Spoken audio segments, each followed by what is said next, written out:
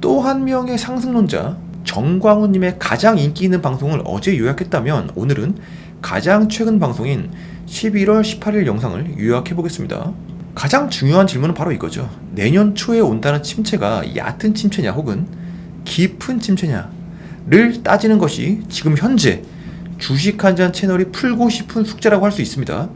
주가가 한 번 더 깊은 폭락을 할지 아니면 빠지긴 해도 전저점은 지키는 수준이 될지 라는 논증에 대한 예상을 전문가들이 예측을 하고 있는 건데, 정광훈님의 의견은 이번 침체는 얕은 침체라는 겁니다. 즉 전저점이 깨지는 일은 없다. 그 이유는 현재 시장에 산재해 있는 악재들이 이벤트성이 강한 일회적인 요인들이기 때문이라는 거예요. 인플레가 높은 이유 중 하나가 코로나 여파로 인한 공급망 교란인데, 이는 일회성 이벤트죠. 끝난 겁니다. 고용도 마찬가지로 특별한 악재가 아니라 경기에 따라서 움직이는 형태로 전형성을 보여주고 있는 수준의 문제로 보여주고 있고, 기업 실적 악화를 우려하는 분들도 많은데 뒤에서 더 이야기하겠지만 현재 실적 추정치에 대해서 이미 주가가 빠진 정도가 과거의 평균 빠지는 수준으로 이미 다 반영이 되어 있기 때문에 우려할 정도는 아니다. 이번 침체는 얕은 침체로 보여진다. 그래서 앞으로 더 큰 악재가 튀어나오지 않는 한 주가가 무너질 일은 없을 것이다. 오히려 호재로 작용할 수 있는 요소가 더 많다. 첫 번째가 바로 달러 강세의 종식입니다. 달러 강세가 끝나기만 해도 기업의 실적 추정의 하향은 없을 수도 있다. S&P 500의 EPS가 달러가 강하다는 이유만으로 많이 줄어들었는데, 달러 강세가 끝나면 EPS의 하락을 멈출 수가 있다는 거죠.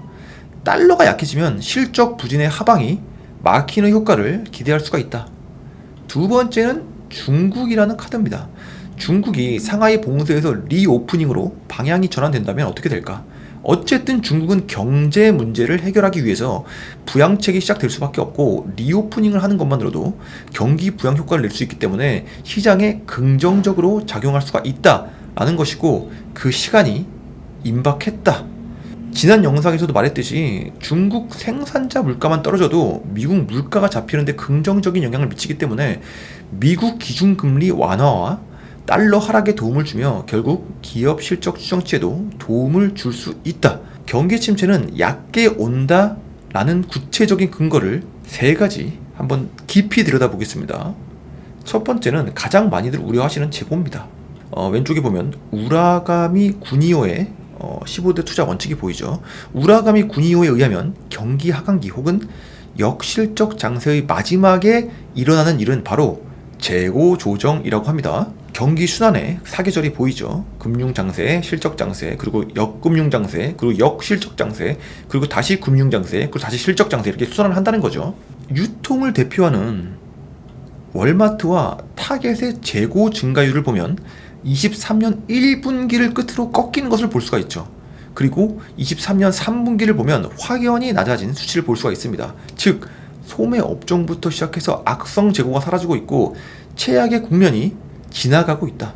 다음 표입니다. 왼쪽 표의 산업 전체로 봐도 총 재고 증가율이 꺾이기 시작한 것을 볼 수가 있고, 우측에 보면 빨간색이 장기 추세선이고 파란색이 재고량이고 초록색은 이 둘의 격차인데, 코로나로 인해서 재고량이 장기 추세에서 너무 벌어지게 됐죠. 이제는 가운데로, 즉 빨간선 쪽으로 내려오고 있는 상황을 보여주고 있는 지표입니다. 재고 관련한 최악의 시기는 지나가고 있다는 것을 반증하는 지표죠. 경기 순환을 봤을 때 앞으로 일어날 두 가지 현상은 재고 상승률이 줄어드는 과정에서 기업의 실적은 박살이 날 겁니다. 그리고 역실적 장세가 지나고 나면 금융 장세가 오겠죠. 그리고 그 다음에 실적 장세가 온다라는 겁니다. 주가는 이미 선행하기 때문에 침체가 와도 주가는 크게 요동치지 않는다라는 그런 로직이고요.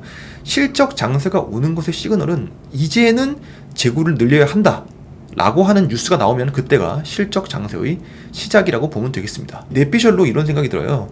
역실적 장세가 이번 재고 조정과 함께 마무리가 된다면 실적 장세가 오기 전에 금융 장세에서는 기업의 실적은 잘 안 나올 것이고, 또 최악은 끝나고 턴어라운드 했기 때문에 주가가 이도저도 못 가는 횡보를 하지 않을까.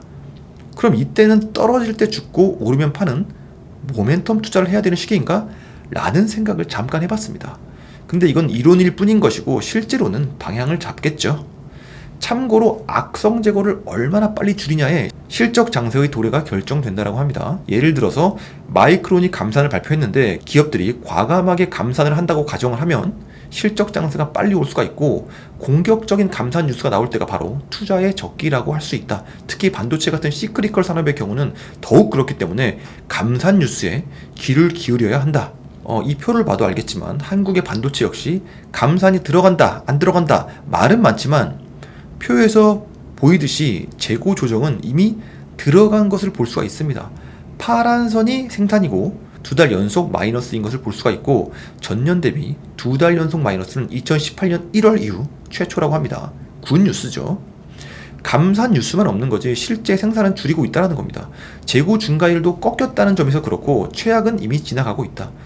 가장 위험한 변수는 감산을 하는데도 산업 자체가 꺾여버려서 수요가 없다는 겁니다. 그러면 감산의 효과도 없고 침체도 오래 갈 수밖에 없겠죠. 근데 반도체가 과연 수요가 없는지는 모르겠어요. 그리고 그 다음 현재 금리와 직결되는 문제가 인플레이션인데, 인플레이션이 꺾이면 청신호잖아요.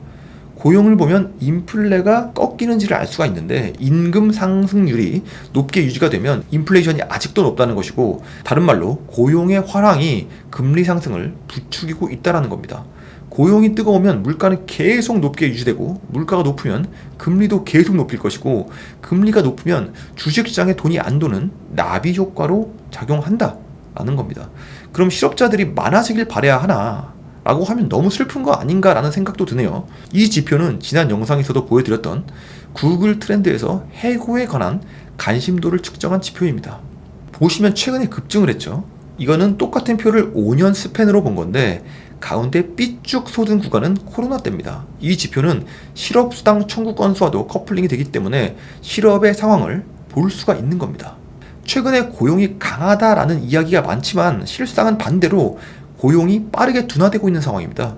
고용이 빠르게 둔화되고 있기 때문에 연준에서도 금리 인상이 피봇을 할 수 있는 근거가 될 수가 있다 라는 차원에서 자료를 참고하면 좋을 듯 하고요. 마지막 얕은 침체의 근거는 투자자들의 포지션이 여전히 보수적이다 라는 겁니다.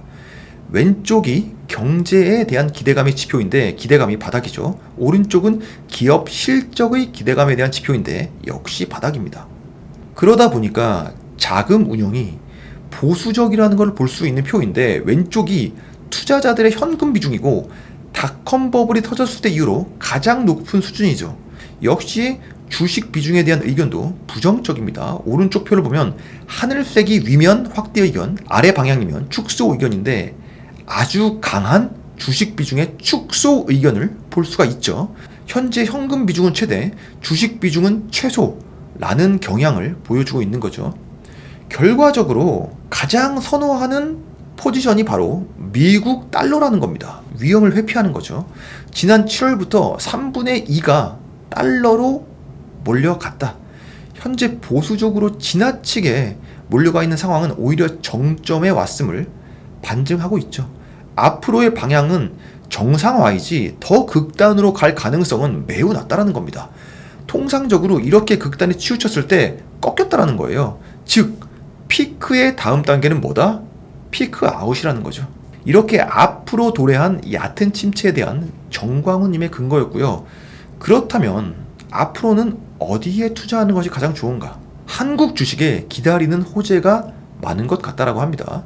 MSCI 이머징에서 여러 자금들이 한국 비중을 높이는 호재가 있고, 중국의 경기가 살아나면 한국 입장에서는 최대 수출국이기 때문에 글로벌 경기와 별개로 수출 기업들의 수혜가 기대가 된다라는 겁니다. 고로 최악의 시기는 이미 지나갔다.